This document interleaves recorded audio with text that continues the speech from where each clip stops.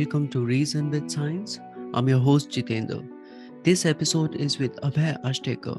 He is Evan Pugh Professor of Physics at Penn State, where he also holds the Eberly Chair. In 1993, he founded the Institute of Gravitation and the Cosmos. Ashtekar's scientific work focuses on theoretical aspects of general relativity, cosmology, and quantum gravity. Here we talk about what is gravity, loop quantum gravity, the Big Bang, the Big Bounce, singularities, black holes, and gravitational waves. Enjoy the conversation, share and subscribe to support the podcast. Thank you for listening. Hi, Abhay. Welcome to the podcast. Thank you. I'm happy to be here. So when we think of your work, which is, of course, related to one successful theory on one hand, which is a theory of gravity, but also another successful theory of physics, which is quantum field theory or quantum mechanics, quantum physics. People call it differently. So we will talk about both the aspects, but before that, let's start with the easier one. Let's start with the gravity one. So what is gravity? How do you understand it? Right. So in terms of physics, gravity is the first force that we began to understand. And it goes back to even before Newton, but certainly with Newton, with Principia, we crystallized our understanding in precise postulates and precise laws that were written down. And the amazing thing about Principia is really that it has showed that gravity has universality. And this is really deep and non-trivial because the idea is that I write down some equation and the same equation governs the fall of this pencil up here or fall of an apple, as one says, and as it governs the motion of the earth around sun or motion of the moon around earth. The only difference is initial conditions. The laws are the same. That I think is astonishing that you can have. And when it first came, of course, it was more than astonishing because people in those days actually literally believed that planets are being pushed by angels. And so the fact that that there is a universal law which you can test on Earth and is also applied to heavens was just fantastic. So that is the first force we understood. But interestingly, today that is a force we understand least from the point of view of quantum physics, as you mentioned before. But before that, I had to sort of come to what is our current understanding of gravity. So in the beginning of 20th century, there were two revolutions, both by Einstein, which changed our notion of space and time. Now, to form any laws, we need a background on which things happen. And in Principia, Newton spelled out what this background is. And that background is space and time. It was meant to be an absolute continuum, which is just sitting there, in which things happen. And he used the notion of time and the notion of space to talk about, for example, his laws. The acceleration, mass times acceleration is equal to force. That involves time and that involves space. And that was postulated as absolute entities. In special relativity, this notion of space and time changed, and the absolute notion of time disappeared, and we don't have any longer universal simultaneity of events. By the way, the notion of event means it's a point in space-time. So, for example, this is an event. It took place at a precise instead of time at a precise location. So the statement is that in Newtonian mechanics, you can say if two events are simultaneous, and that's an absolute notion. All observers will say that they are simultaneous and there's no problem. Whereas in special relativity, simultaneity depends on the state of motion. So it's not absolute. And what is absolute is just the speed of light. Or as one says in geometrical terms, space-time is a four-dimensional continuum. And at each instant of time, or at each event, so location in space and time, at each point of space and time, there's a light cone. In other words, if I lit a match, light will propagate. And that propagation, the rays of light traced in space and time, gives me a cone. And so that is what is absolute. Light cone is absolute. And interestingly, if you take the limits, the speed of light, which is called c, going to infinity, then this light cone flattens out and becomes t equal to constant surfaces of Newtonian gravity. So special relativity is the generalization of Newtonian picture of space and time, and it subsumes it. So it's not that it's thrown out. It says that no, the reality is much more subtle, and what Newton described was only a limiting case of this reality. But then Einstein realized, in 1908 actually, special relativity dates back to 1905. So 3 years later, while writing a review paper, Einstein realized that there was a tension between special relativity notion of space and time and Newton's notion of gravity. Because in Newton's notion of gravity, if I were to take this pen and if I were to move it, then instantaneously the gravitational field of this pen changes, and you there would actually, if you have a sensitive enough apparatus, you would see that the gravitational field changes with that instantaneously. But now there is no absolute instant of time. So this cannot be right. So how do you reconcile it? And he's worked very hard for 8 years, and he came up with this notion of general relativity. So in this, what is beautiful is that space and time, as in special relativity, fuse to form a continuum. However, this continuum is no longer a spectator. It's no longer a stage in which things happen. This continuum itself is an actor in the drama of evolution, if you like. The other actors are you and me, planets, this light electromagnetic field that is coming to us. Everything is an actor. There are no spectators. So that is a great revolution of general relativity, namely that there are no spectators in the drama of the cosmos. Right? Everything is interacting with everything else. It's not that space and time or geometry of space and time can be acted upon. Matter bends space and time, and the bend geometry then affects how the matter evolves, the dynamics of matter. So it was a very, very deep notion. What I have behind on the screen there is really, the screen up here, is really a tablet that Einstein's hand is holding. The statue of Einstein is huge. This is in front of the National Academy of Sciences in the United States. And the first equation is Einstein's equation of general relativity. And that just basically says that if you are given matter, which properties are captured in the symbol T mu, which is called the stress energy tensor, that determines the curvature of space and time. Where on the left-hand side is curvature of space and time. So Einstein's equations describe how matter bends space-time. And so the beautiful thing there is that now there is no spectators, everything is interacting.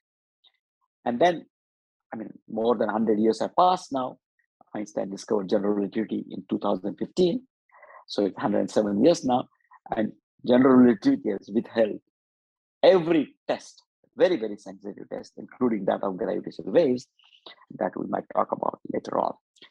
And so it's the most successful theory. It's considered to be and I certainly think so, it's the most beautiful theory that any humankind knows about. And it's a very compact theory because there are no extra baggage, if you like, in that theory. There's no background space and time. There's no stage. There is no arena. Everything is interacting with itself. And so it's conceptually tight, mathematically very elegant, and physically accurate. And that is why it is considered to be such a precious addition to the human knowledge. So the current theory of gravity that we have is general relativity. The great discovery of Einstein was that there is no such thing as gravitational force. Rather, what we used to call gravitational force is subsumed in the bent nature, the curved nature of space and time. And so gravity is incorporated in curvature of space and time itself. That is the picture that we today have. That is the best description of gravity. Namely, gravity is dynamical geometry. In other words, matter, like the whole universe, for example, is expanding, and space and time, the geometry of space and time is really changing along with this expansion. So that is our current best knowledge of space and time and gravity. So we can say that space-time is gravitation, and also vice versa, or no? Yes. So we can say that geometry of space-time is encodes gravitation, completely encodes gravitation, and vice versa, in the sense that gravity, space-time geometry is manifestation, of the rather curved nature of space and time is a manifestation of gravity. Yeah. So if the space-time were flat, if there were no curvature, then that would say that there is no gravity. So to connect a special theory of relativity and general theory of relativity, Einstein used a principle called equivalence principle, right? So what's that? Let's talk about the famous lift experiment. I think that's the fascinating thing about his idea, like how he came up with the space-time is curved notion. Right. So actually it goes back to Galileo, right? I mean, who performed these experiments in the Leaning Tower of Pisa. And basically the idea was that two objects, you let them drop, and he found that they fall at the same rate. Now, this is something peculiar of gravity, namely, gravity is experienced in exactly the same way by all objects. And this is the equivalence principle. In other words, you can have a copper ball, gold ball, any ball, and you can see what the effect of gravity is, and it's exactly the same. And the equivalence principle has been tested to great accuracy. So Einstein knew about this equivalence principle, but then when he was in elevators, so if you like, then the statement is that if you let two balls drop in the elevator, then these balls are going to be, with respect to you, you would see them dropping, okay, falling down. But if in fact you had a free fall, in other words, not the usual elevator you have, but if somebody cut the ropes which hold the elevator, and the elevator started falling freely, and then you let the objects drop, then you'll find that everything is falling with the same acceleration, and therefore you'll find that the ball is really at rest with respect to you. So locally, the idea was that gravitational field somehow is absorbed. There's no gravitational field anymore up here, apparently a Newtonian type of gravitational field. So it is absorbed locally in this particular reference frame. There is no gravitational field. It is absorbed by the freely falling reference frame up here. And then Einstein realized that in fact this is true again because of equivalence principle. If you had these gold balls or silver balls or copper balls or anything, that would all be the same. So you realize that somehow gravity is omniscient and omnipotent. In other words, it affects everything and it does not discriminate between anything else. And so the question was then, is there something else which is also in the same way omniscient and omnipotent, which does not discriminate between things at all? And that is space-time geometry. And so the question is whether, in fact, the two are the same in some appropriate sense. And of course, the 8 years of struggle was to understand what that appropriate sense was. And Einstein, as you know, had to learn a subject called Riemannian geometry, which was put forward by Bernard Riemann in his habilitation thesis was in 1854, I think, in Göttingen.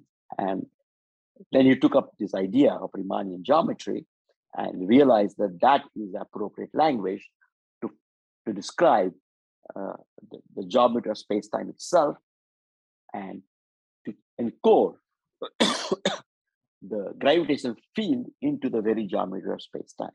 And we can do it because of equivalence principle, because gravity affects everything the same way.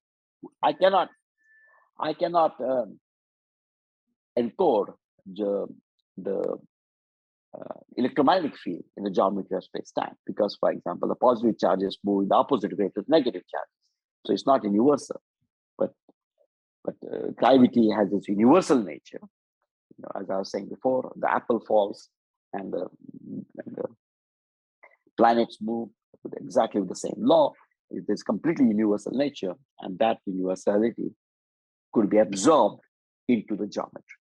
And so that is the reason why, among all fundamental forces, gravity stands out, is sort of separate from other ones, because it could be absorbed. Because of this equivalence principle, it could be absorbed in the very geometry of space and time itself, whereas other forces cannot be absorbed in the geometry of space.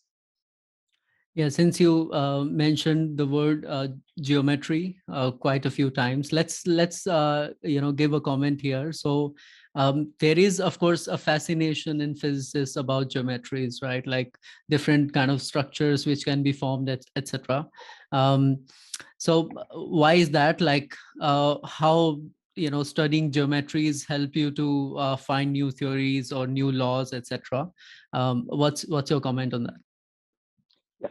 So of course, this is started with Pythagoras already, right? I mean, understanding the geometry. I mean, the fact that uh, that if I take um, uh,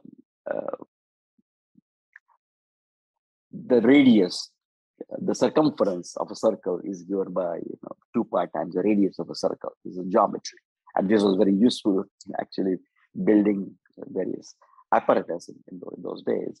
Um, you know, so it goes back to that time, really, the geometry, and the Greeks had a fascination that maybe the these perfect shapes from which the planetary motion perhaps could be explained.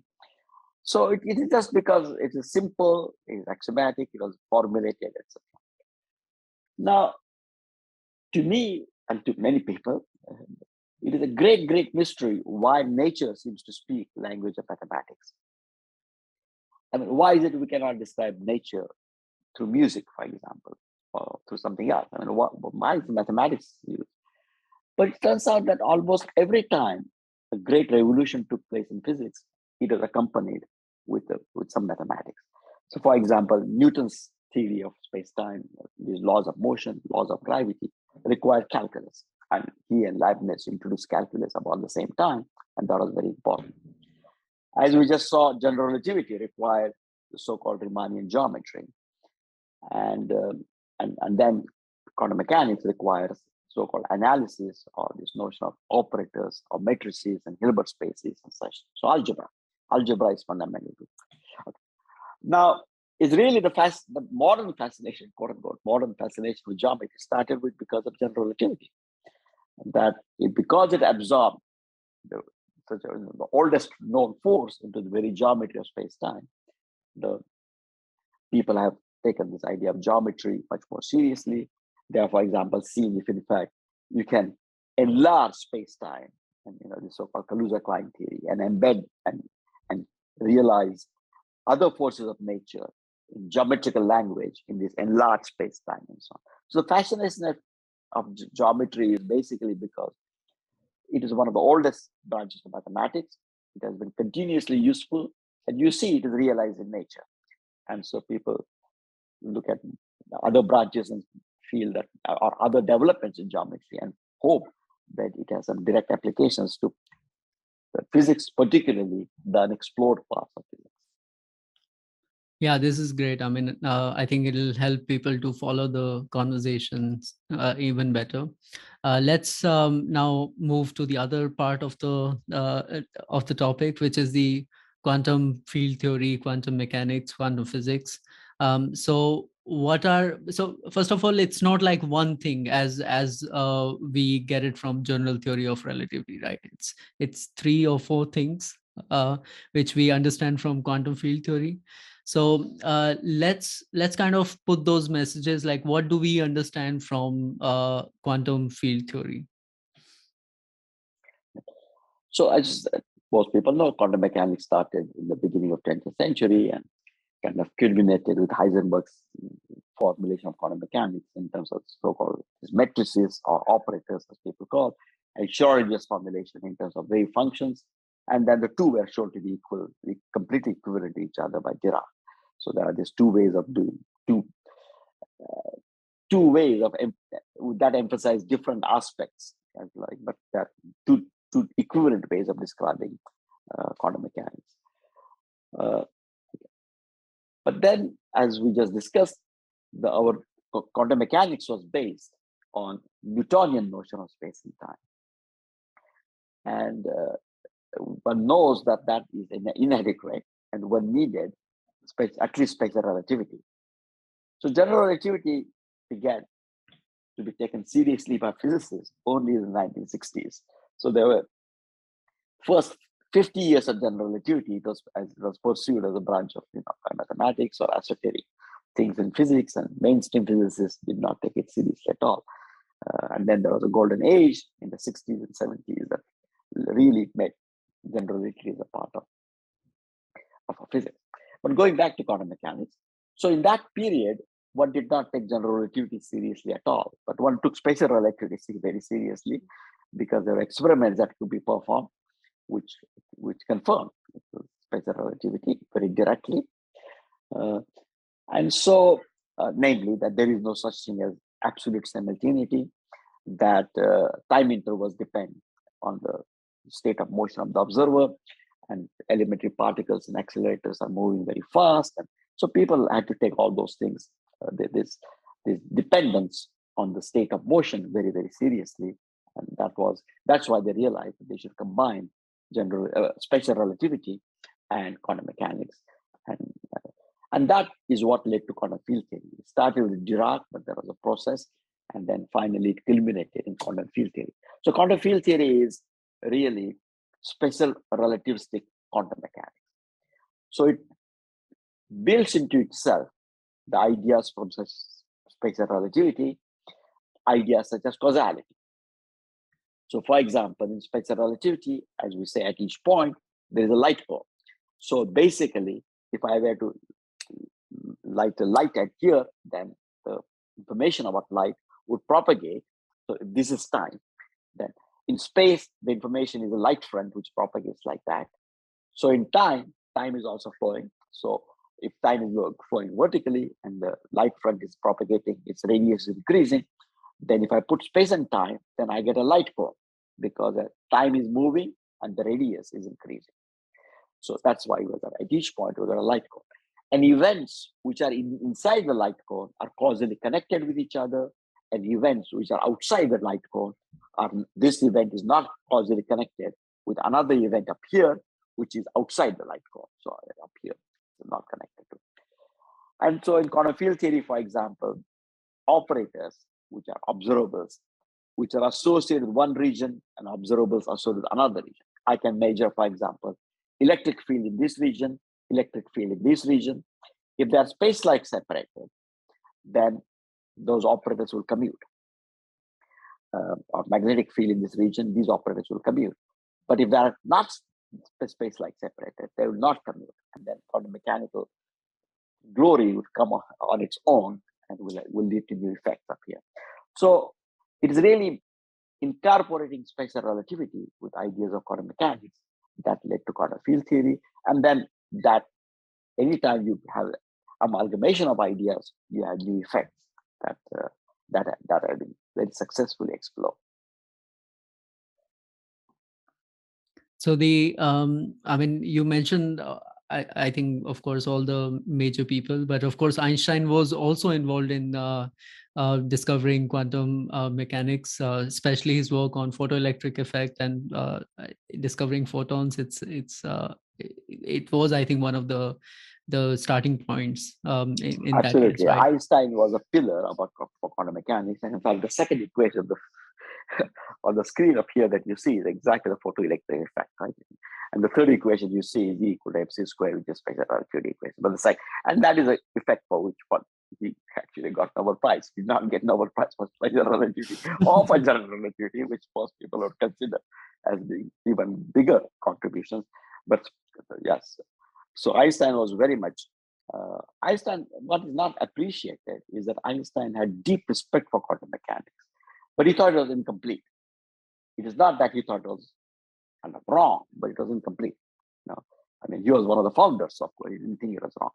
But Einstein did not contribute at all to the development of quantum field theory, precisely because he thought that quantum mechanics itself had to be corrected before taking it to special relativity.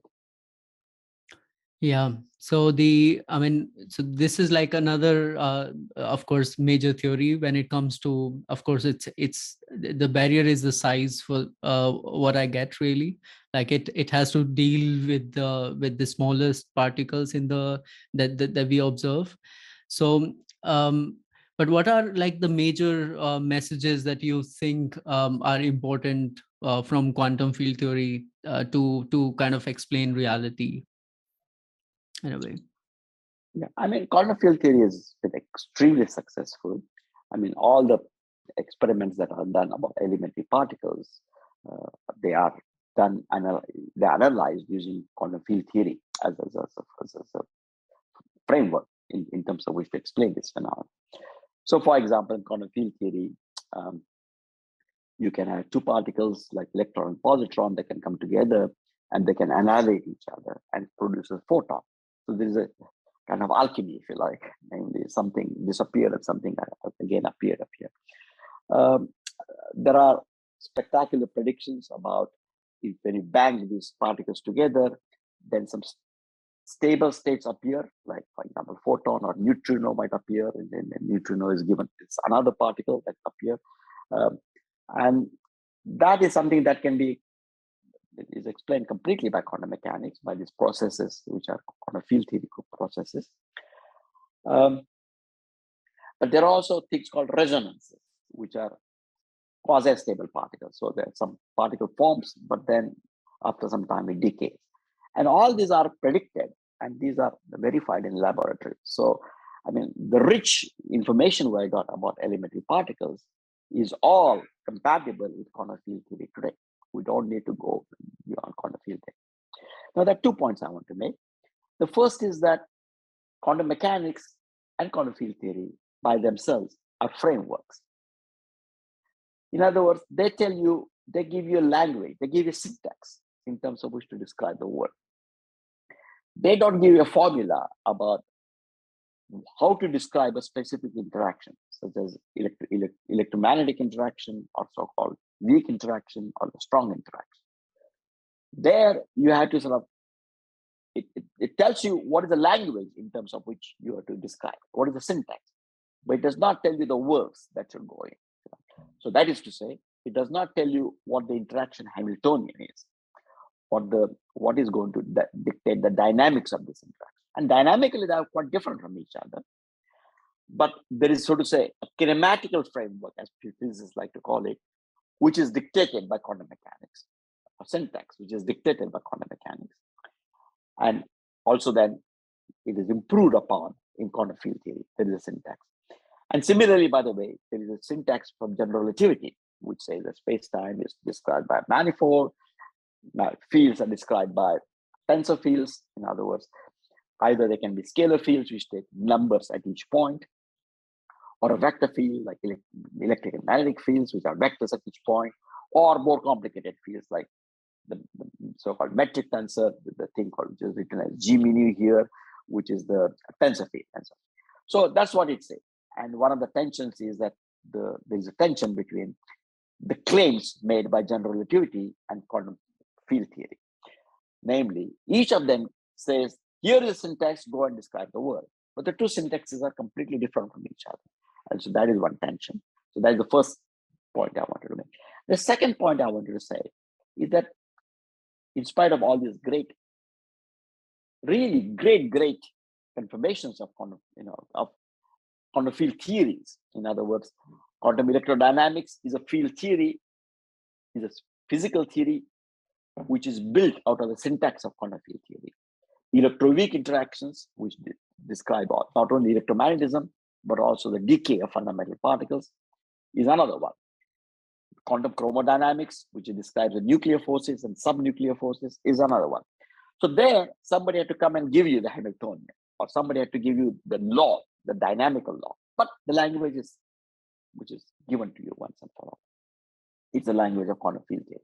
So quantum field theory is kind of a framework, and then you have to choose and describe particular phenomena in that. And now, however, as of today, there is a big distinction between quantum mechanics and quantum field theory. Quantum mechanics is mathematically completely well founded. I mean, in other words, it is physically inaccurate when particles have high velocities, but mathematically, it is completely well founded. I can calculate anything unambiguously. I might use approximation methods, but that is my choice. And chemists use biochemistry use approximation methods all the time. Chemistry use the approximation method with orbitals and this and that. But the statement is that there's no question that there's a fundamental equation, Schrodinger equation, it has solutions. And we are guaranteed that there are solutions, there are eigenvalues, eigenvectors, that's guaranteed. And you just finite human beings like us may not be able to get the exact value, and so you use computers, you use approximation methods. Quantum field theory, that is not the case. Quantum field theory, what we have today is only approximation methods. There is no guarantee that the answers exist. In fact, if you take this perturbation theory, these approximation methods, and so it gives you ask the question, supposing I take, as we were saying before, collide two elementary particles and what comes out. Well, when I do that calculation, I only know how to do it by perturbation method, which means a series expansion to a presumed answer. But this series does not converge. Actually, even individual terms in the series are divergent. But people have found ways of removing those divergences, which is called renormalization process. And there still are varying attitudes about renormalization, whether it is just a trick, like a mathematical trick of giving meaning to an integral, for example, which a priori seems not well defined, or there is something physically deep into it, or as Feynman used to say, we are just throwing away the problems under the carpet. People have different views about these things. But even after renormalization, the series don't converge. Even the best series that we know of today, at least it has not been proved that they converge. I mean, that in quantum electrodynamics, we know it does not converge. In QCD, we don't know for sure, but convergence is not shown. And so there's a mathematical incompleteness of this quantum field theory that I wanted to sort of emphasize. So there are two things. On the one hand, quantum field theories claim universality of syntax, but general relativity comes and says, no, that is not the syntax. There's another syntax. And the second is general relativity has its own limitations of applicability, just like ordinary quantum mechanics had. But like ordinary quantum mechanics, general relativity is completely mathematically well founded. You give me a question and I will tell you the answer within general relativity. The answer may be incorrect physically because general relativity may not be applicable there. We are pushing it beyond its domain of applicability, but there's an answer in general relativity. Whereas in quantum field theory, that's not always the case. And this the incorrectness in a ways in both theories, it comes with the in which direction we look. So for example, if we are looking at the planetary scale, of course we get, I think, more correctness from the general theory of relativity. But if we are looking at the atomic or particle scale, we get more correctness from quantum field theory, right? Right. I think that that is roughly the, that's exactly right in terms of the way the theories are used. In other words, if you look at planets or if you look at your car, to describe it using quantum mechanics is an overkill. One is able to describe it quantum mechanically. Actually, at least in the Newtonian part, which is the planetary motion, you can describe it quantum mechanically without any problem in terms of certain coherent states, and it will tell you that the classical answers are extremely accurate. And the deviations from classical answers are so small that for all practical purposes, you're wasting your time to calculate these corrections, basically. So it's not, quantum mechanics is not applicable to planets and so on, but it's more that it's a waste of time. And the same thing is true with respect to general relativity. I should use actually the accurate equation of general relativity to calculate the motions of planets, for example.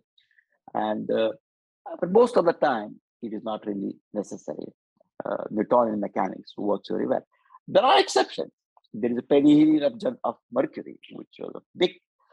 It is a property of the orbit of the planet Mercury that had been observed and was a puzzle, and general relativity gave a natural explanation for the observation, which deviated from Newtonian mechanics. So there are such things. And for your audience, it might be also useful to know that general relativity is absolutely essential for what we use every day, and namely the cell phone, right?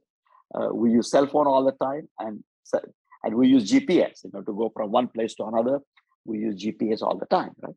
The GPS, because the satellites are up in the sky, therefore, according to special relativity, the clocks tick at a different rate from us because they are moving. And similarly, because the gravitational field there is different from here, according to general relativity, clocks tick at a different rate there than here. And therefore, you have to take into account that general relativistic and special relativistic correction. And interestingly, the general relativity correction there are opposite signs, but interestingly, general relativity correction is much larger. So finally, what wins is general relativity, which you would not think the case to be. And one would say, oh yeah, but this is a minute correction. But that's not the case.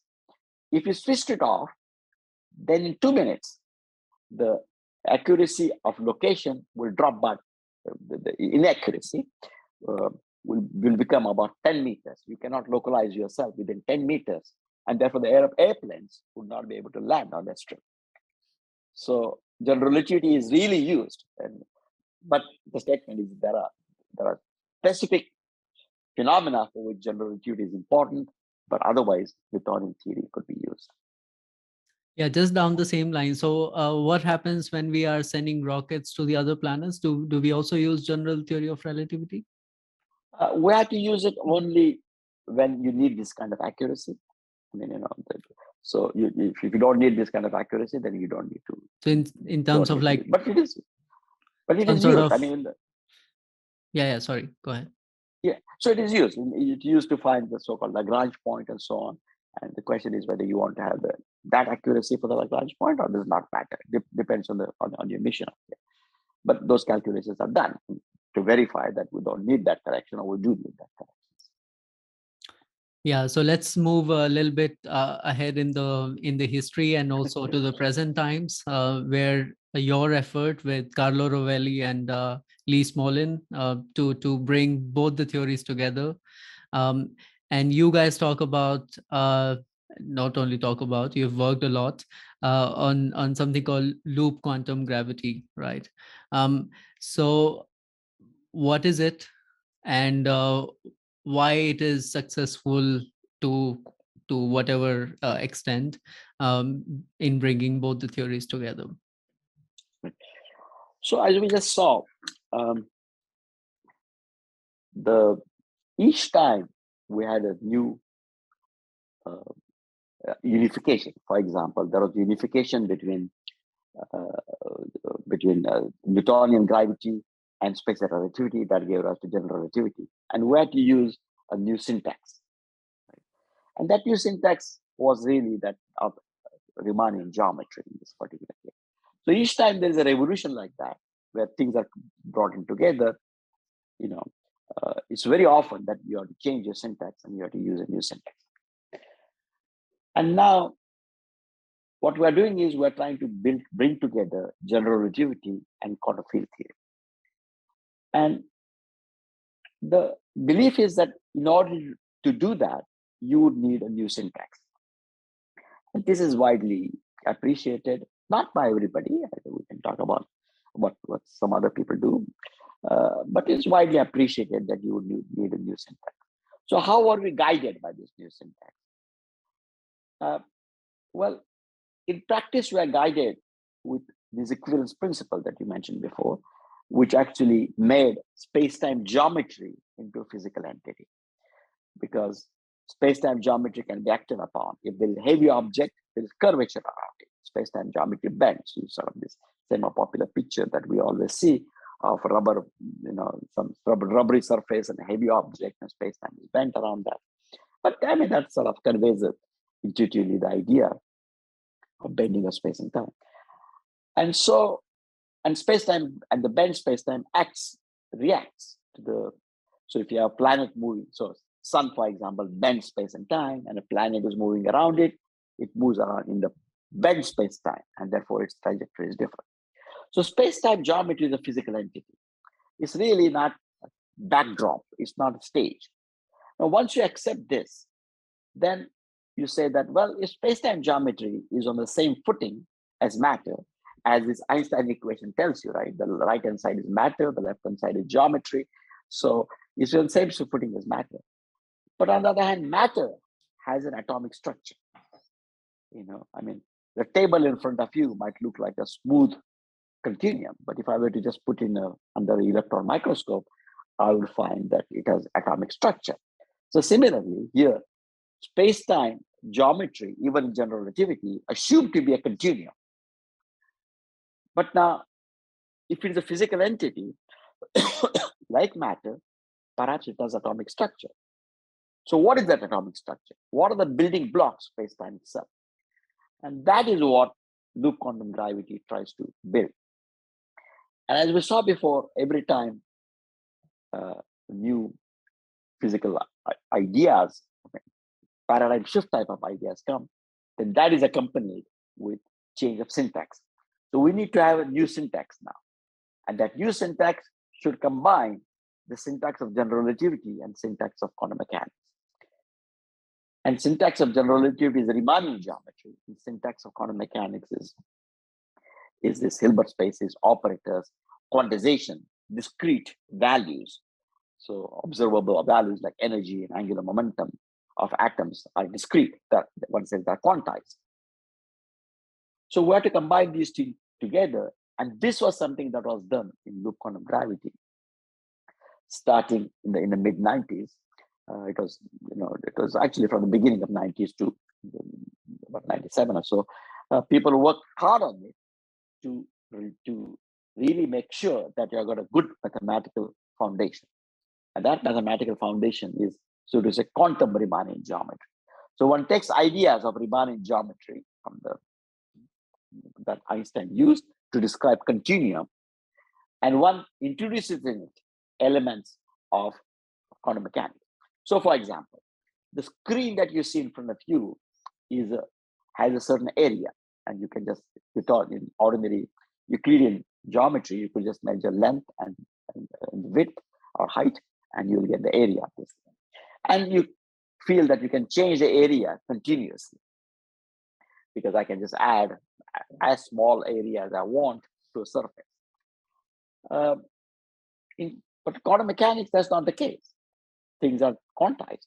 And so in Riemannian geometry, what happens is that in ordinary Riemann geometry, the area of the surface is continuous. I could change it by continuous amount. In quantum Riemannian geometry that people develop, this is not the case. You can only change it by some discrete amount. And in particular, there is the smallest area that a surface can have, which is non-zero.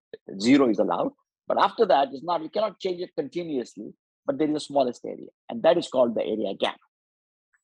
It's very small. It's about 10 to the minus 66 centimeters square. It's very, very small compared to anything you can see. But the idea is that at that scale, if you were to probe that scale, you will see a fundamental discreteness in the geometry of space-time. And this is the quantum Riemannian geometry out of which this unification of general relativity and quantum mechanics is developed. There are 2 points. The first is that, as I mentioned before, in quantum field theory, there are all these infinities. These infinities are associated with what one calls infinite number of degrees of freedom. That is to say, if I take a field in quantum field, then at each point I can specify the value of the field. And since I got a continuum, I can specify I had to specify infinite number of numbers to specify a field, and therefore I got so-called infinite degrees of freedom. And that is where we got infinities of quantum field theory. So we've spent a lot of time in developing mathematically well-defined framework in which there are no infinities, even though we're talking about field, namely general relativity or gravitational field. Everything is really is well defined. Everything is finite. Everything is mathematically rigorous. And surprisingly, or in retrospect, not surprisingly, this was possible precisely because we don't have a background space-time. Everything is dynamic. What technically is called that it's a background independent theory. It means that there is no kinematical continuum in the background. The space-time geometry and matter are both quantum mechanical from birth, so to say. And this is why there are no, I mean, I'm simplifying a great deal, but in its heart, if you go back to the heart of the issue, but this is why there are no infinities.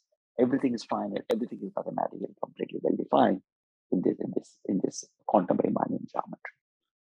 Let's try to simplify a little bit more, or at least the some sort of analogy that I'm thinking is. So let's say if we ask a 3-year-old to draw rain, okay. So the rain generally it'll be drawn some sort of with, let's say, a pencil with some sort of dots.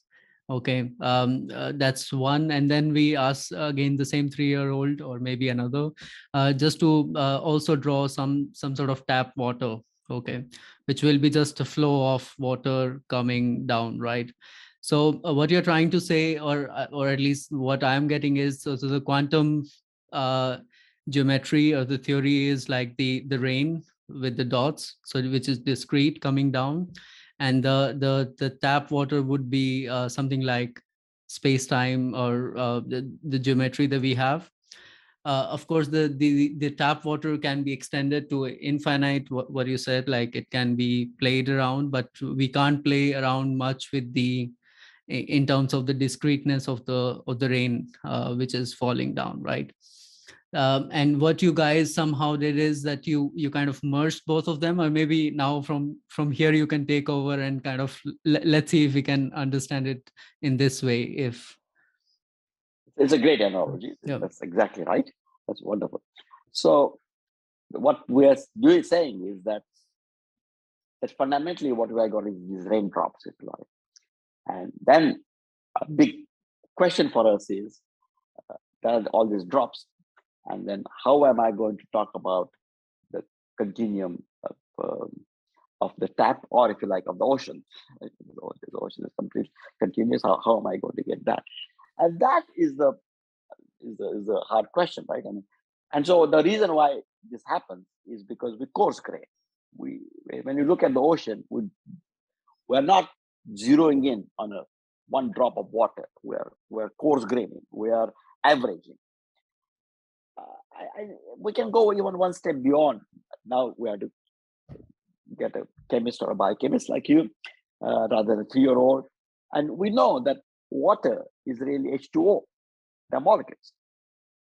So water has molecules. So we can just ask, water is all molecules, and here is a glass of water. But when I look at it, it looks like a continuum. I don't see molecular structure. There's no contradiction. But it's just that I'm not looking at it with sufficient resolution. My eyes, my senses, my apparatus is not sufficiently sensitive to see the molecular structure of here. Fundamentally, it is a molecular structure. But for all practical purposes, when I drink it, I don't have to think about it as a molecule. I can just think about it as continuum, right? And so that's the case that when we do even experiments in CERN, which are very high energy, and high energy means we're probing smaller and smaller distances, I can still use a continuum picture of space-time. Why? Because I was just telling you that the discreteness will manifest itself at a scale which is about, so for area, for example, it's about 10 to the minus 66 centimeters. It's very small. We can say, okay, now I got this, so I got these protons, I got a very small radius. And so I can look at their surface, how much area do they have? The area that they have is 10 to the minus 26. There's a 40 of orders of magnitude between them. So that means that if I take that surface and to see that there is discreteness, I would have to magnify CERN apparatus by 10 to the 40 times. And And we can't do that on Earth, basically. So exactly what you said is right, and I'm just explaining it further, namely that we don't see the discreteness just because we don't have the sensitive enough apparatus. I mean, there's an analogy that I've given a million times, which is really very, very, and it's sort of more faithful to what happens to quantum geometry.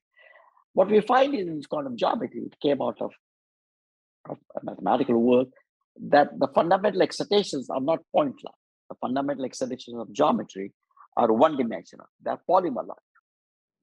And so, for example, the fundamental excitations are polymer-like.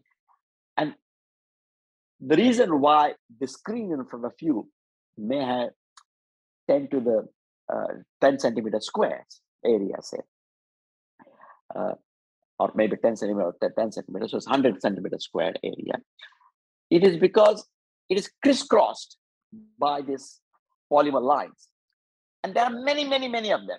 So how many are there? So each of these intersection gives rise to this area gap. So roughly 10 to the minus 66 centimeters. So there are going to be 10 to the 68 lines that are crisscrossing here. And each of them is depositing a quantum of area, which is really very, very small, fundamental quantum of area, but we don't see it. It's just like there are atoms in that screen, and we don't see those atoms because we're averaging. And so we're not seeing this fundamental excitation of geometry because we're averaging. And the example I like to give is really that of a fabric, like shirt, your shirt, my shirt, especially a sweater. I mean, it looks like a two-dimensional continuum. But of course, if I put it in a magnifying glass, I would see that it is woven by one-dimensional threads. There are gaps in between. I see them in the magnifying glass. There are gaps in between. But the threads are woven, they are interspaced so close to each other that if I don't have a magnifying glass, for all practical purposes, this is a continuum, right? And so same thing is true with the space-time geometry. Space around us is really woven by quantum threads. But those threads are so densely packed that, of course, human beings can't send them directly. But even the most sensitive experiments we have today on Earth, we cannot probe directly this atomic nature, these fibers, very directly. For that, we have to go to extreme regions in the universe, such as the Big Bang and the black holes that we can talk about later on. And the reason being because gravitation is in general a weak, like such a weak, I don't know, maybe this is another question, whether gravitation or gravity is a force or not. That's one thing. And if it is a force, then it's such a weak force that's why like we are not able to detect it, right? Right. So I think the statement is that, as we said before, that theoretical, all of physics, what one has is really hierarchy of models. One model subsumes another model, therefore it's better.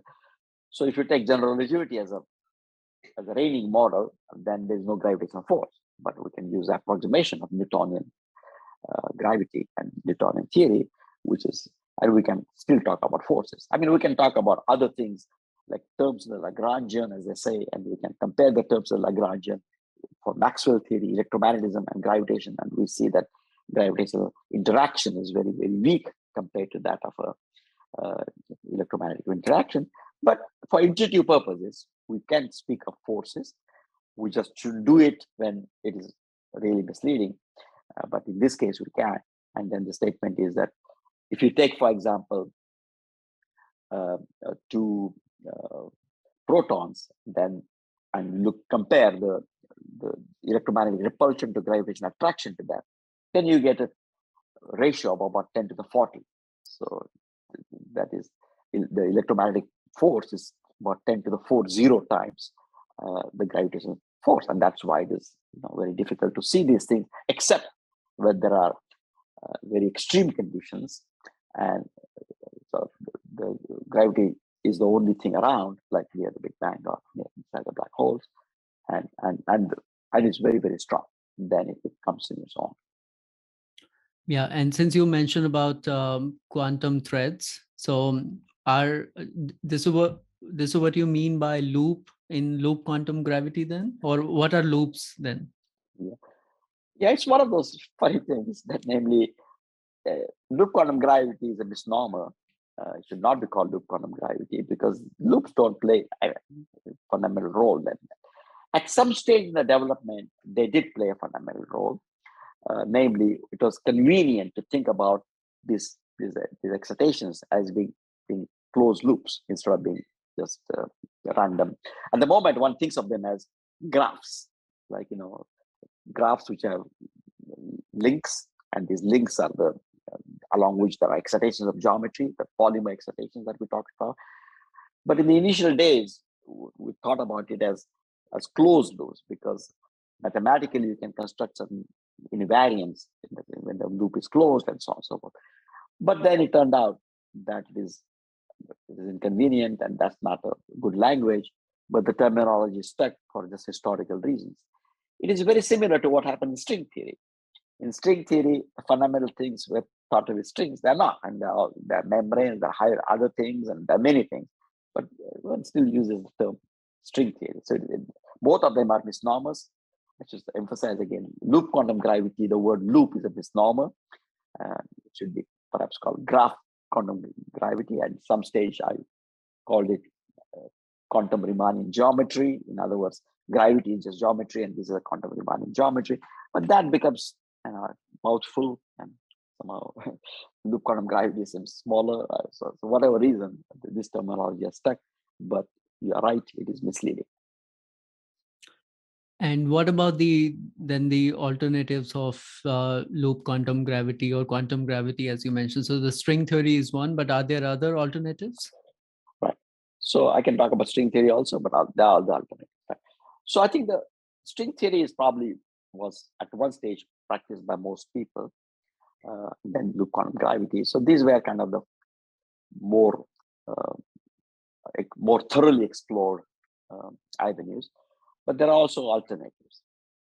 So I'll tell you a little bit about alternatives, and maybe I can then come back to sort of, because people always want to know about string theory versus loop quantum gravity, what are the pluses, minuses, and so on. So we can talk about that.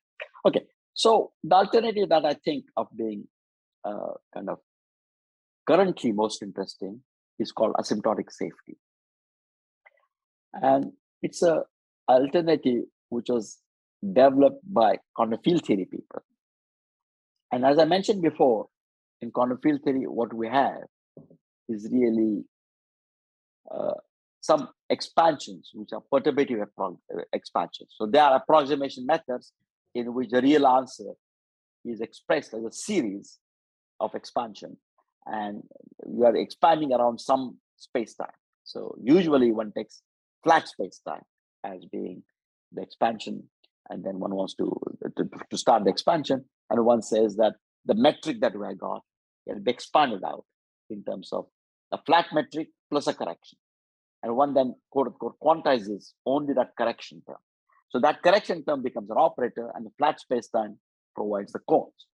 Now, this goes against the spirit of general relativity because there is no flat metric. That was just a fictitious imagination, fictitious thing they introduced, and should not take the cones of them very seriously. And so there was a lot of discussion about this in the early days.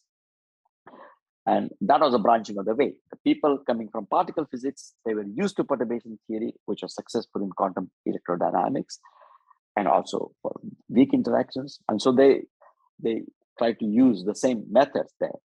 The trouble is that those methods fail by their own criteria, because perturbative methods, as I said before, there's a problem. Perturbation theory does not converge. But in general relativity, there's a bigger problem. The theory is not renormalizable. That means that even individual terms don't make sense. They're infinite.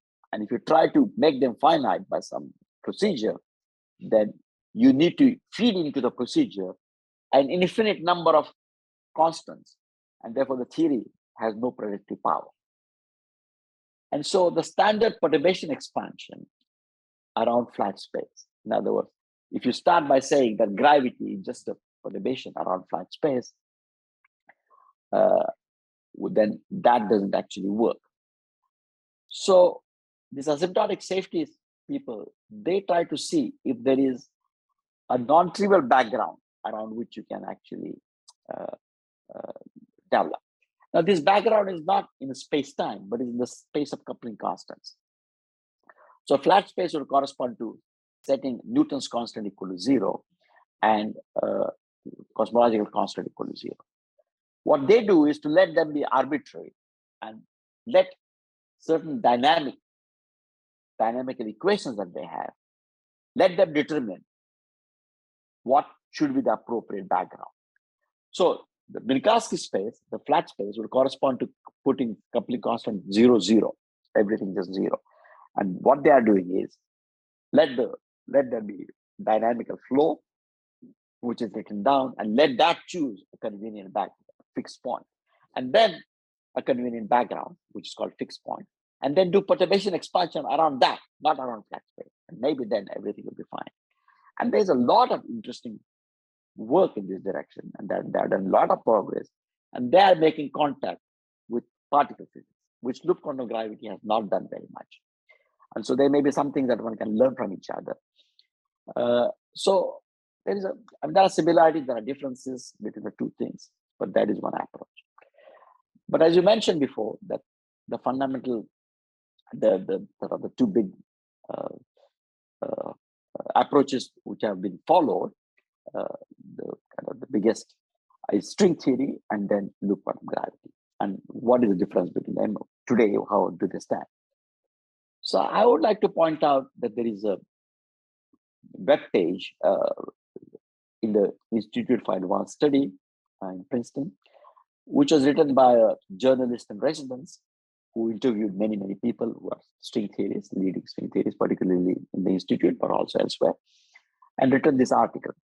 And the title of the article is something like, that string, a new rebirth of string theory, or something like that. And the abstract says something along the lines of, well, string theory has not fulfilled its promise of unifying general relativity with gravity, but it has now appeared as a second birth, second incarnation, as extremely powerful set of tools that can be used in a wide variety of branches in physics. And I personally feel that is an appropriate summary of where we are.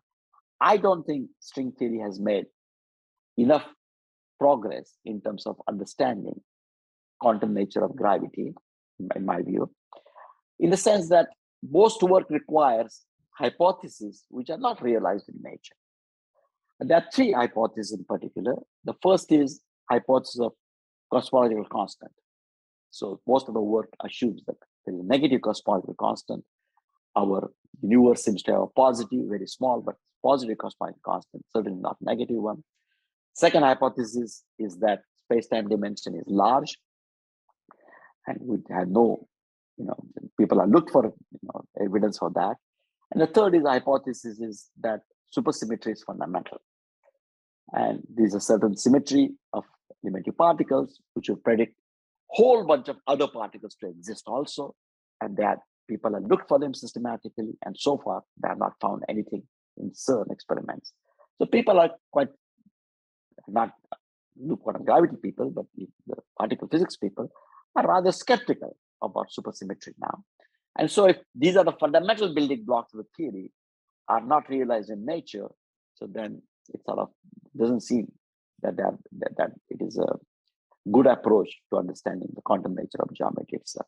On the other hand, it has provided really very powerful tools, mathematical tools that can be used in many, many different areas of physics. And I think that's really true. The second thing is about loop quantum gravity itself. It's also incomplete. Loop quantum gravity is not a complete theory by any means. It has provided us a new syntax in terms of which to formulate the dynamical equations, if you like, quantum Einstein's equations.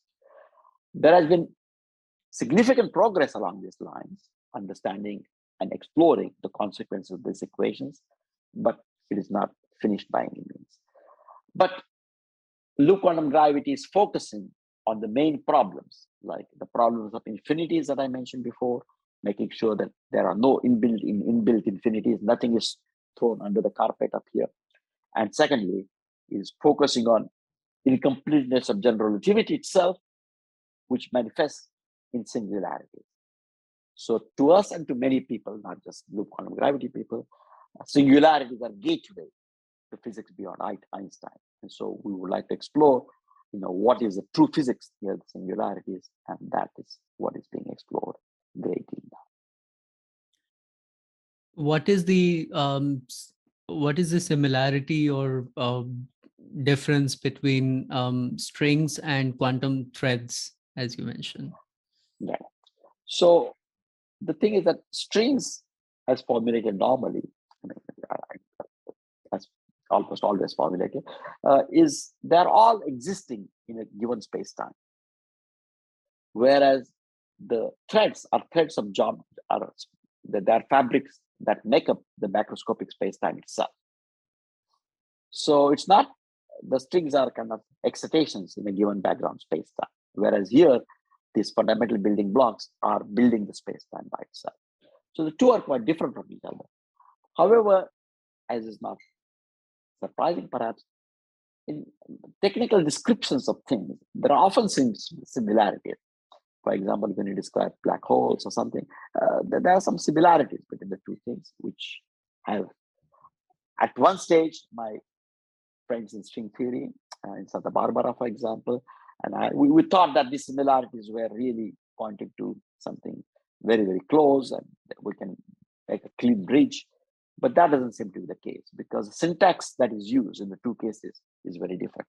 The syntax used in loop quantum gravity is really quantum Riemannian geometry, whereas the syntax that is used in string theory is still used as a continuum space-time. Continuous is always based on continuum picture, and then ideas which are coming from certain quantum field theories.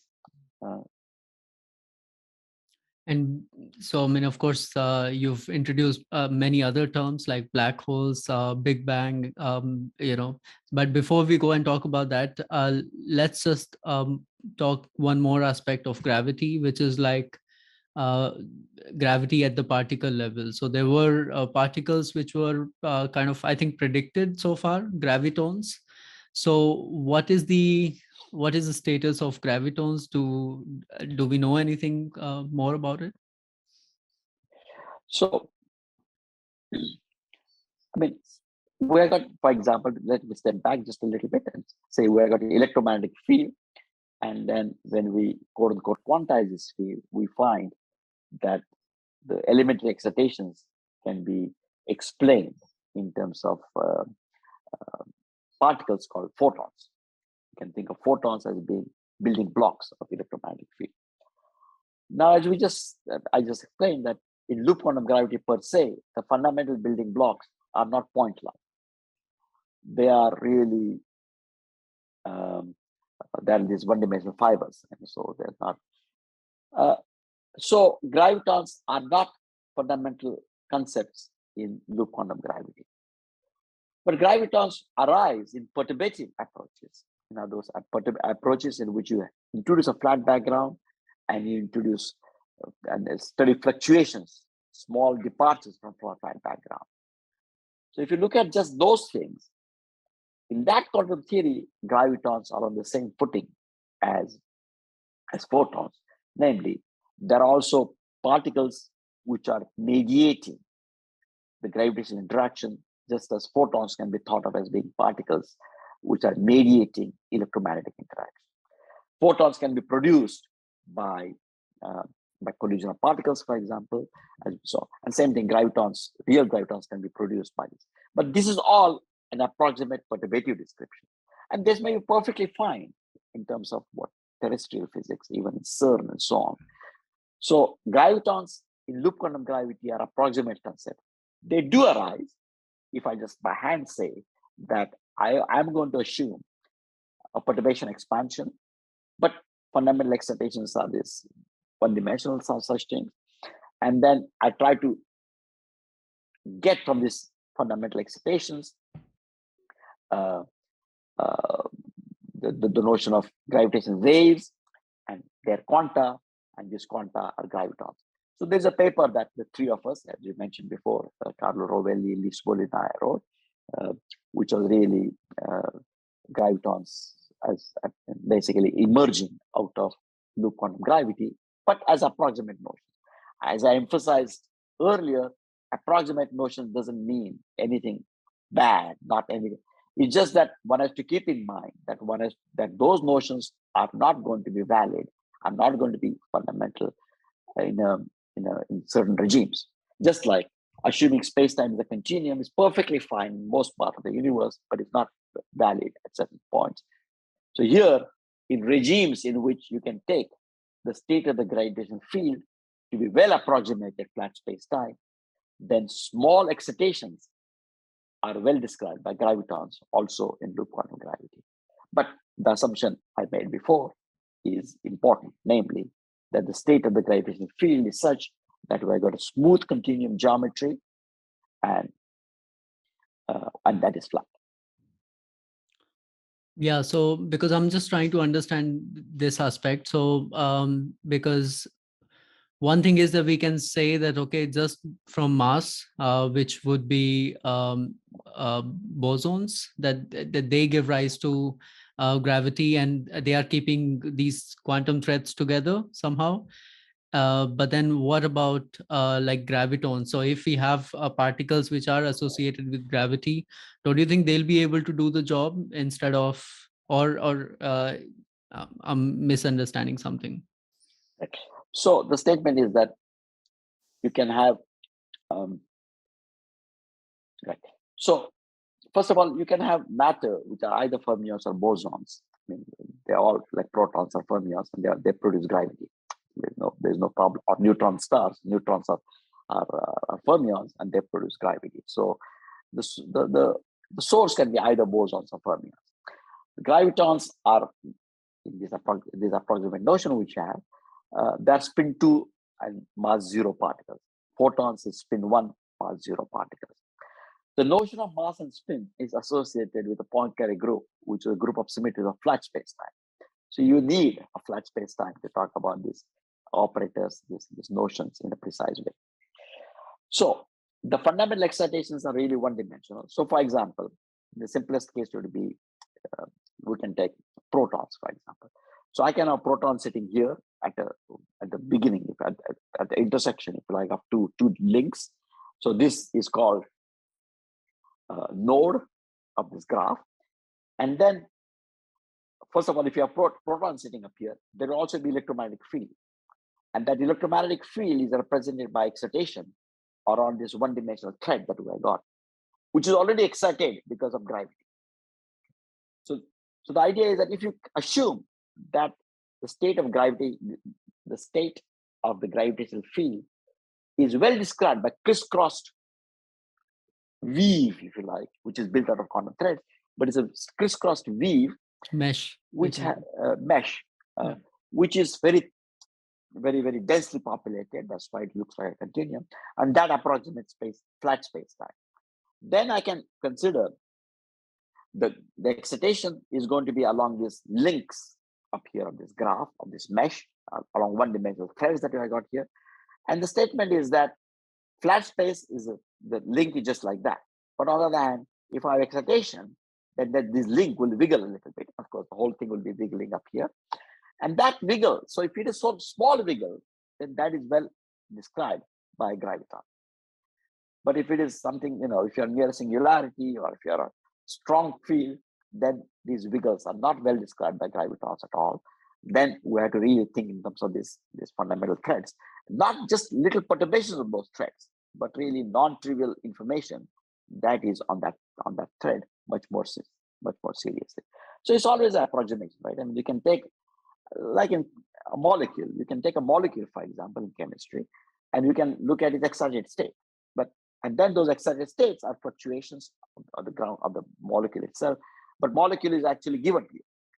But if in fact something that is drastically happening and that is actually changing the molecular structure, one of the atoms is torn apart, then I cannot just talk about excitations, because that is an operation in which the molecular structure itself changed.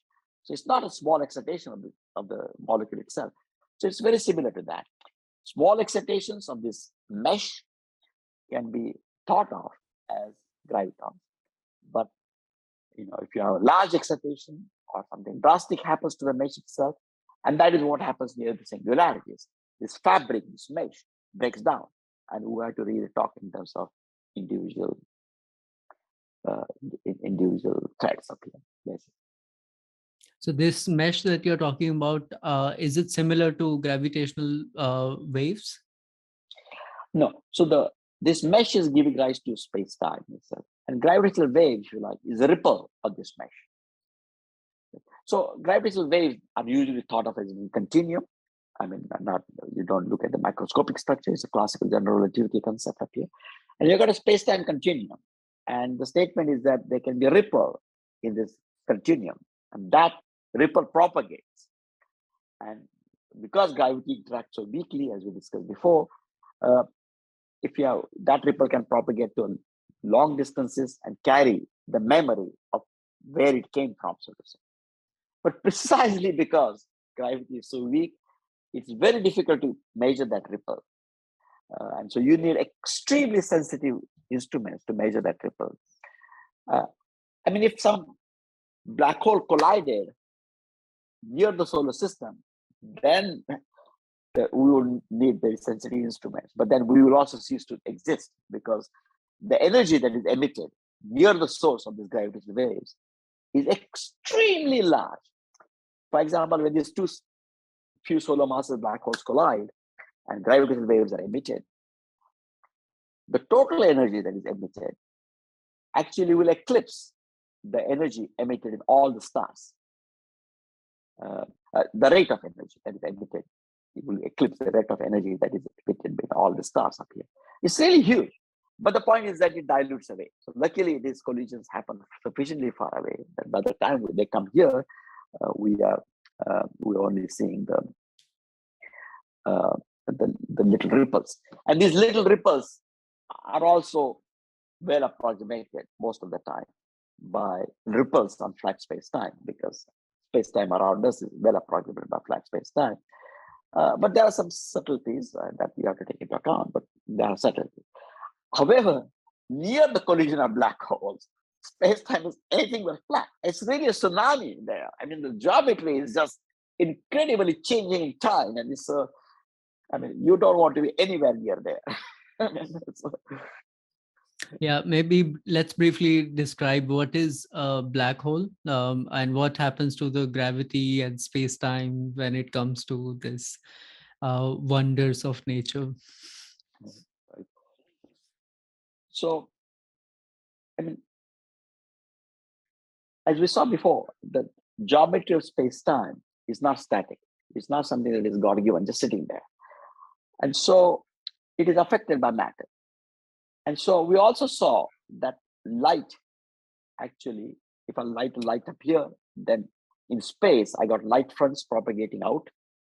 But in space and time, if I think of time as going vertically, then the light, if I light a light, then the in space and time, the description would be in terms of a light cone, because here the radius is 0, or here the radius is some radius up here, and as you go up towards my fingers up here, the radius of the light front is changing. The time is changing, and the radius of the light front is changing up here. Okay, so what happens is that these light cones, because the light cones are determined by geometry of space-time, or technically by the space-time metric itself, the metric is the fundamental variable in Einstein's theory of general relativity. And then these light cones, which are determined by the metric, are sensitive to the matter. More the matter there is, the light cones actually, there can be part of space-time in which light cones are not outgoing. So I can have a part of space-time like that, a surface in space-time, in which the light cones, instead of normally being outgoing, so I can have a surface up here,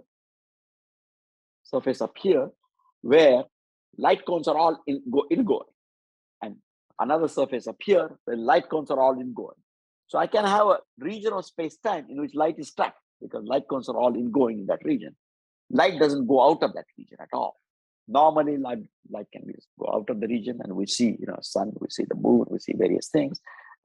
But if light cone in space and time is trapped in some region, then that region in which is space-time, the light cones are trapped, light cannot escape that region at all, is a black hole.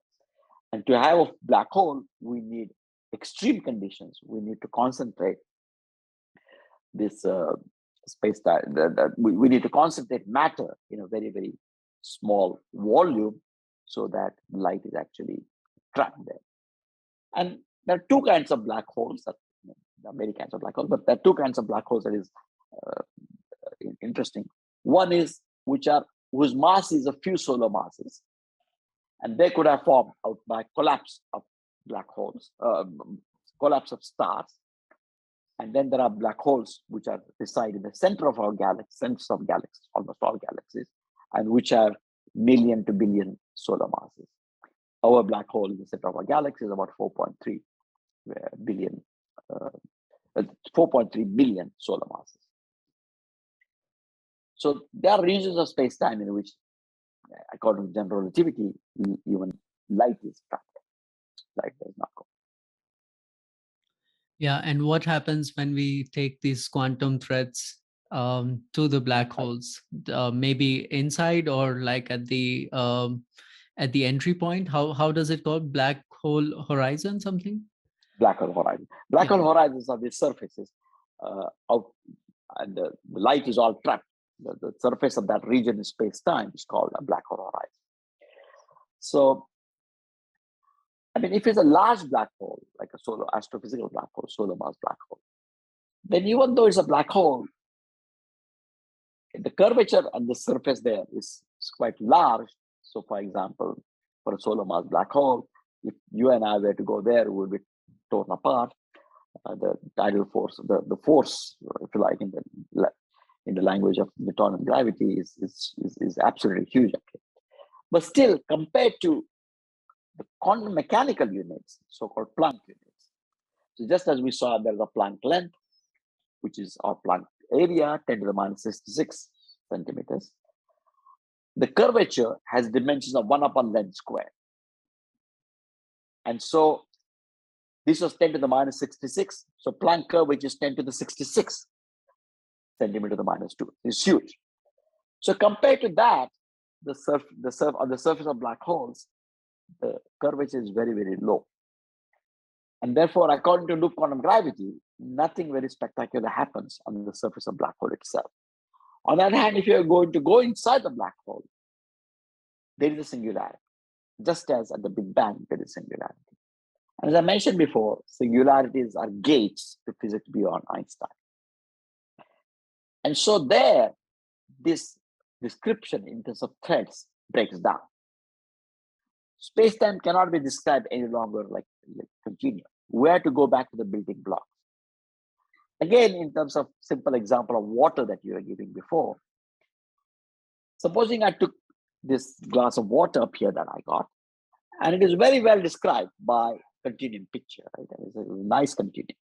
But if I put on a stove, then this a fluid description I got up here, it will start evaporating. And then I got this vapor up here. And in that stage, I can do statistical mechanics of water molecules. And I can calculate, check that everything is okay. And I can calculate the energy. I can calculate the entropy. I can calculate the temperature, see that the relations hold, and so on and so forth. But I have to talk about molecular statistical mechanics of the molecules up here, of what constitutes this continuum picture. I cannot just talk about, the viscosity and the total energy density and the pressure and such thing over there. I mean, I can talk about it only in the statistical mechanical term, and where I build the statistical mechanics out of fundamental building block. So same thing happens near the singularities. It's like the fabric of space-time is torn apart, and you have to deal with it in terms of quantum threads. Or in this molecular picture, in this anomaly, in this analogy, we have to think in terms of what happens to the atoms of space-time. We have to think about the fundamental building blocks. and we have to sort of do statistical mechanics of those building blocks up here. And that is what people do in loop quantum gravity. And what one finds is that at the singularities, the simplest singularities that have been looked at so far, which I'll tell about which one there are, the equations of loop quantum gravity do not break down. Einstein's equation break down. I mean, the evolution just stops there. I mean, we don't know what happens. You just get infinity. As Wheeler used to say, you just get smoke. If you put it in the computer, you just get smoke in the computer because of infinity. But that doesn't happen here. You can actually evolve past. And this is done in great detail for the Big Bang singularity, which are mathematically simpler to deal with than black hole singularity. It has also been done for black hole singularities, but not in as much detail at all. And people are working on it to make it more detailed, improve the rigor, improve the remove the approximations, if you like, that were made. But in the cosmological singularity, near the Big Bang singularity, if I go back in time in our universe, so time is again running this way, so go back in time is like that. Then at the Big Bang, space-time continuum just breaks, and general relativity equations break down. The loop quantum gravity equations don't break down. You can go beyond. And then what happens is basically they tell you that the universe bounces. There is no singularity. Everything is finite, but there's a maximum density somewhere. And then the universe, as you go back in time, forward in time, the universe is expanding. Back in time, it is contracting. It contracts, and then expands again on the other side. So there is a Big Bang is replaced by a big bounce. And if you like, the expanding branch, the branch which is expanding the future, and the branch which is contracting to the future in the past, they are related to each other by quantum bridge. And these are equations, these are wave functions that you can write down. You can calculate the quantum observables. People have done very, very detailed analysis on this. Yeah, that's interesting. So it's more like a kind of bell shape where the point where the I think the initial point or the center point of the bell is somehow where the big bounce happens, and then it just like emerges back, right? Yeah, except that there's not. I mean, if you like in this analogy, there'll be it doesn't reach a point. It is really, there is a very small ball, or a very small surface of the bell. It contracting until it reaches this very small circle, and then bounces back. When this was first done with loop quantum gravity equations, this was done with two of my postdocs. I really didn't think that I could believe that this was actually happening. It was done first work was done using computer simulations, and so I thought maybe this is too good to be true, so to say. I mean, in the sense of such a neat thing happening at the so-called Planck density, roughly where you would expect it to happen, with the curvature is, as I was saying, 10 to the 66 centimeters minus 2, and so on and so forth. And so actually we didn't. I held these postdocs to. They were doing the computation. I was doing the analytical part, writing the Bayes equations. So I asked them to check that this was robust computationally, change this, change that, etc. So it really took several months, like between 6 and 8 months, that I kept making sure that this was really generic and this was not some fluke of some simulation or some initial conditions we chose and such thing. And it persisted. And then a year or two later, we were able to also develop analytical methods to show that this actually does happen. So it was a sort of surprise, and it is something that happens without any external input.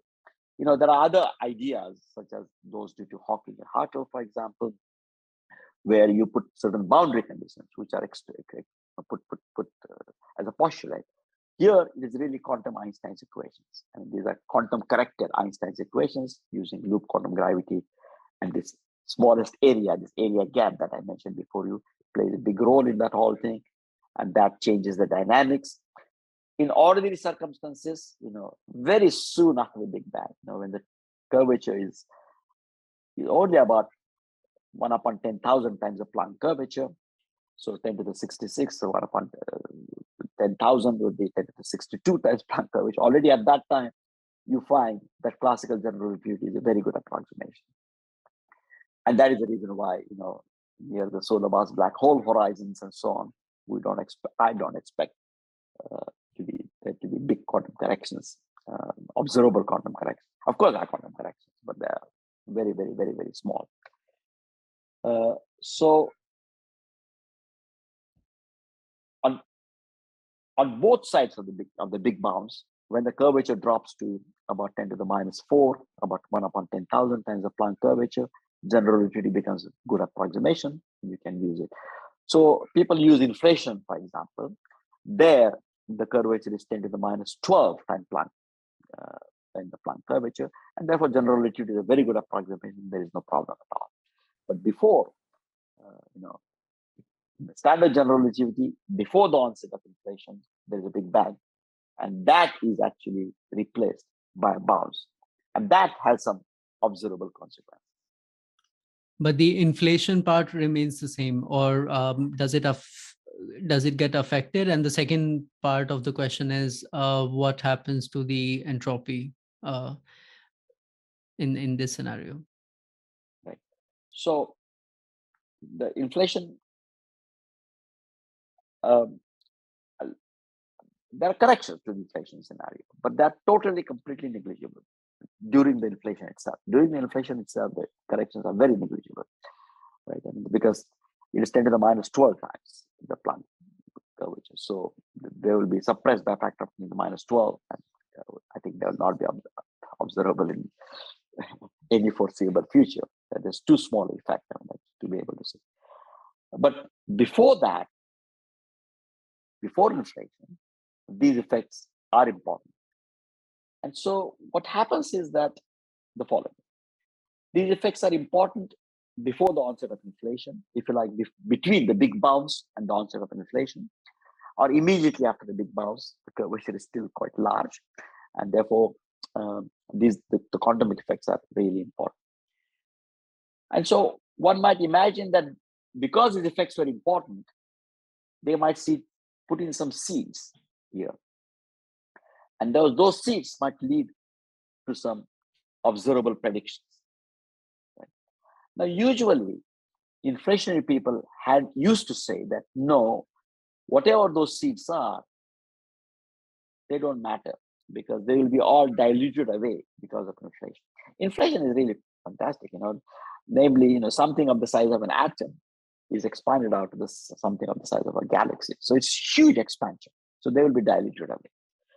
But a former postdoc of mine, who is now a faculty member, a very, very productive, very prominent faculty member, Ivan Aguillo, he showed that, with other people, he showed that that in fact, if you had little seeds, then during this expansion, there is again what is called stimulated emission, which is like what happens in laser. There is stimulated light in laser. And because of that, the number density of these seeds, these excitations, actually does not dilute. That remains a constant. And therefore, there can be actually effects of inflation, effects on inflation of these seeds. Let me start. So there can be effects of the state of the universe at the beginning of the inflation because of these seeds, and these effects would not be diluted away, and we will be able to see them even today. So they are not because of dynamics during inflation, but because of change of the initial state at the start of inflation. It would not be the state that people have assumed in this inflation, but it came from the bounce, and it might keep a memory of what happens between the bounce and inflation. Now, as soon as you say that, and people say, but cosmic wave microwave background has been checked, and it's really these 3 missions, and we have such accurate data. So if there are corrections, then you're in trouble. Interestingly, at the largest wavelength, the cosmic wave microwave background data has a lot of errors. There are big errors there. But at small wavelength, so largest wavelength means large angular scales in the sky. At large angular scales in the sky, there are errors. At small angular scale, there are no errors. The errors are extremely tiny. And the very nice thing that happens in loop quantum gravity is that you get corrections at the largest wavelength scales up here. They don't destroy anything in the small wavelength scale. So, in short, the evolution between the bounce and the onset of inflation does have an effect in changing the initial conditions of inflation. But those changes affect what happens only at the largest length scales. And that scale actually is set by this area gap, like this quantum gravity scale that I talked about. And so we get this effect, and then one can say, okay, so your observations are compatible with inflation at the small angular scales and small wavelengths appear. But are there some corrections at long wavelengths? And it turns out that cosmic microwave background has some so-called anomalies.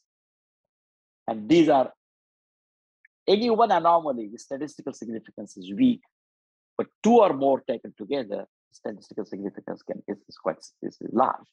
That would mean that we live in a rather exceptional universe, the probability distribution predicted by the standard inflation scenario. But it turns out that two of those anomalies are alleviated by, this is what I showed, and then this Ivan Aguirre and others who recently showed that other anomalies are also alleviated. And therefore, according to loop quantum gravity or loop quantum cosmology, we don't live in an exceptional universe. The observations are, quote unquote, more compatible with the predictions of loop quantum cosmology than they are with standard inflation. Of course, both in case of standard inflation and in loop quantum cosmology, in these calculations, certain assumptions are made with motivations. But at the end of the day, the anomalies are alleviated. And that is a success, observational success of loop quantum cosmology. There are also predictions for future measurements. And so we'll see, in fact, those predictions are verified or not. And to me, the biggest thing is not so much that it is correct or not. I mean, of course, hope it is correct, but that it is testable. Because so long, I mean, almost no predictions of quantum gravity that are made with very, very, very approaches have produced testable predictions in any regime and not in cosmology, whereas these are actually testable, and so therefore that is a major satisfaction. I noticed you are using loop quantum cosmology. So are you kind of replacing inflation with loop quantum cosmology? Or? Good. So far, no. So the statement is that inflation is still there. In the initial stages, there was hope that there is actually inflation stage purely due to quantum loop quantum gravity effects. But that phase is too small to produce what we see. So far, we still need standard inflation. Now, on the other hand, there are ideas that my colleague Eugenio Bianchi and others are developing, which would actually say that corrections to gravity that come from loop quantum cosmology will actually provide the inputs that we're currently using to talk about inflation. So the loop quantum gravity corrections to Einstein's equations would actually provide the so-called, the equivalent of what is called the inflaton and the inflaton potential and so on and so forth, which will actually give rise to the observations. But this is not complete work. There are good indications, but it's not complete work. And therefore, as of now, we still have to use standard inflation. But from this understanding, that means the universe was always there. It just like goes into these cycles of like how to say, like the minimization, and then there is this big bounce which happens again and again. Is it like that? It depends on. It's almost like that, but not exactly. It depends on the matter density in the universe. So in classical general relativity, if the matter density is a certain density, which is called the critical density. Then the universe begins with the Big Bang and expands out. And that is the picture that we have always used in books and everything. It just expands out. But that is because it matter, in other words, the universe happens to have this matter density. If it was bigger than the matter density, then the spatial topology of the universe would not be a three-dimensional XYZ, three-dimensional continuum, XYZ continuum, but it will be a three-dimensional sphere. And in that, so it will be closed universe. And in that case, the universe would actually have, classically, it will begin with a Big Bang, but then expand out and then recollapse into a big crunch. So if the density of matter were actually the critical density, what is achieved, what is normally achieved, then there is only one bounce. The universe was large, became closed, and then there's one bounce. If at all, for some reason, and this is favored by the observations. But if on the other hand, there's something wrong with the observations and one finds that no, the topology of the universe is really that of a three-sphere and not of a three-dimensional continuum, XYZ continuum, then one would say that yes, this Big Bang is replaced by a bounce, and the big crunch is also replaced by a bounce. And then you would get this infinite number of things. So as usual in physics, I mean, things are not conjectural, they depend on measurable quantities, namely what is the matter density in the universe. If it is the critical density as one believes it to be, then there is only one bounce. So what are your expectations in terms of experimental validation of loop quantum gravity? I mean, do you think we can ever reach to certain technology, or I don't know, even based on quantum systems, which can help in kind of understanding whether the theory really works at the experimental level? So I think, let me say more generally, take any quantum theory of gravity, and the question is, are there things that can be tested even in future? Something.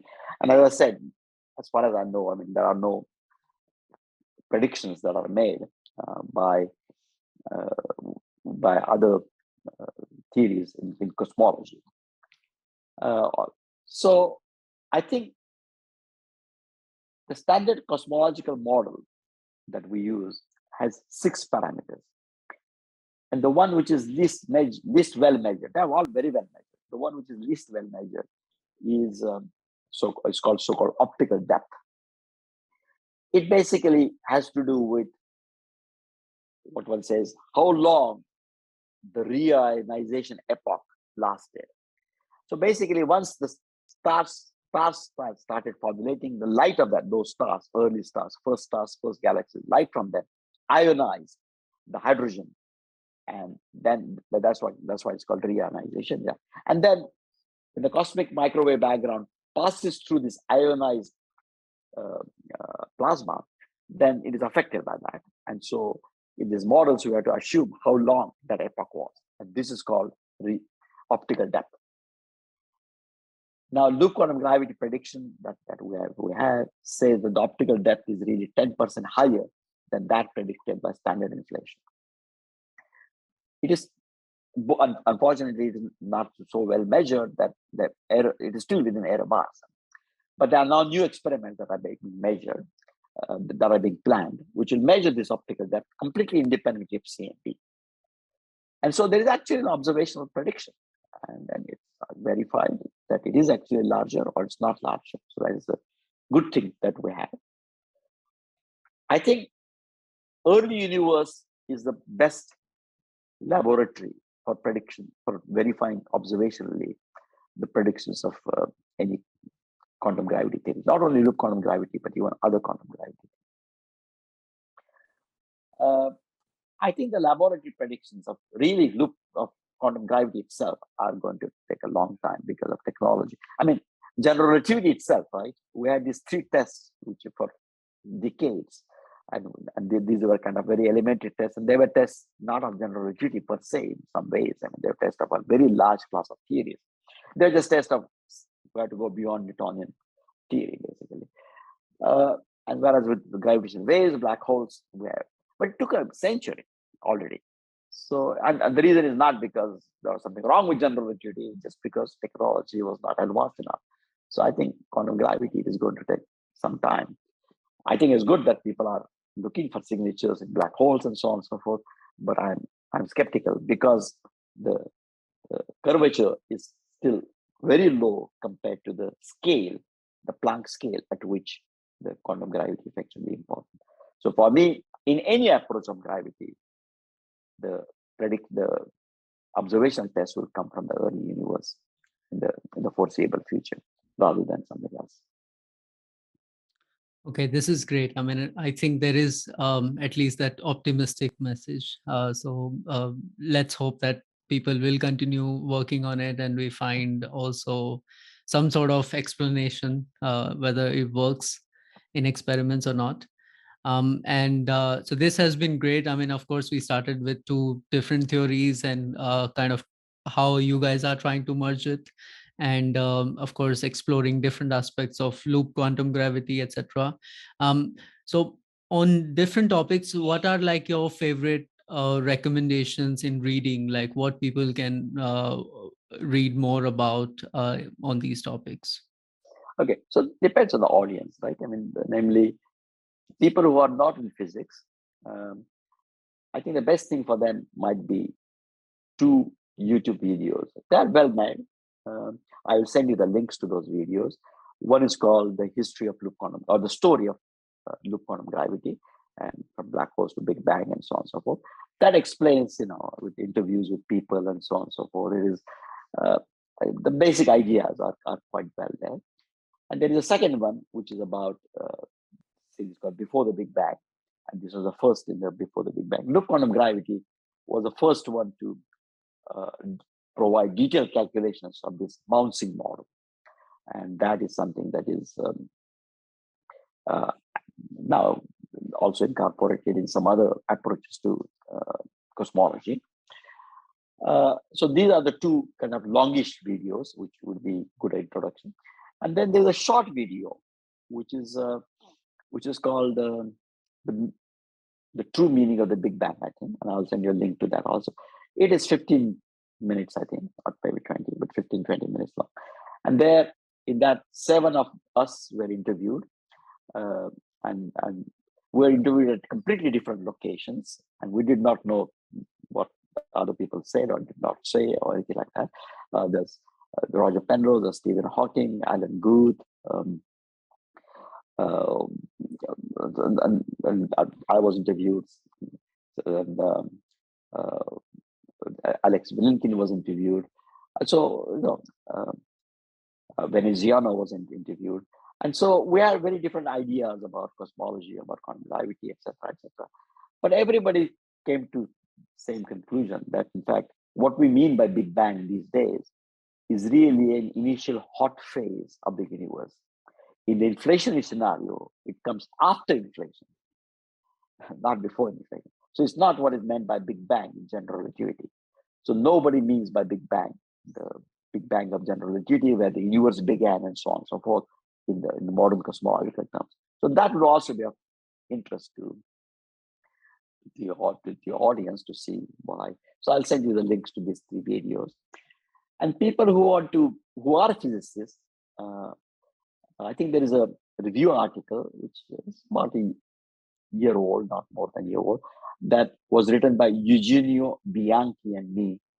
And it was meant for general physics audience, non-specialists, basically. And it is on the archives. It was commissioned by the reviews of reports on recent developments in physics. And that is available on the archives. And the authors are, again, Bianchi and me, Ashtekar and Bianchi. These are reviews. So people can find it there. I think, because I also have some popular articles, which I can send archive numbers to you, that some people who are in between, in other words, physicists, but not, but perhaps something between YouTube and the review article, the semi-popular articles might be also helpful. So I can send you the links to. Perfect. So the people who are interested in the links, they can find in the description of the video. And with that, thank you so much for accepting the invitation and sharing all the great information about your work, the research, and also updating us what is going on in the field. Thank you so much. I just wanted to say that it's okay. I started looking at gravity with these new variables, new way of looking at general relativity, and so on. But there are several hundred people who have worked on it, and that is why there has been so much progress. And there's a huge number of people working on it. It's a very active, live community. In our biannual conferences, there are over 200 people, researchers who come, and of course, not everybody can come because we go all over the world and so on and so forth. So it's really a contribution of all this community and not just a few people. That's great, and I think we appreciate it. Like if we can really understand the connection between quantum theory and general theory of relativity, it'll be great. So thank you so much. Sure, you're welcome.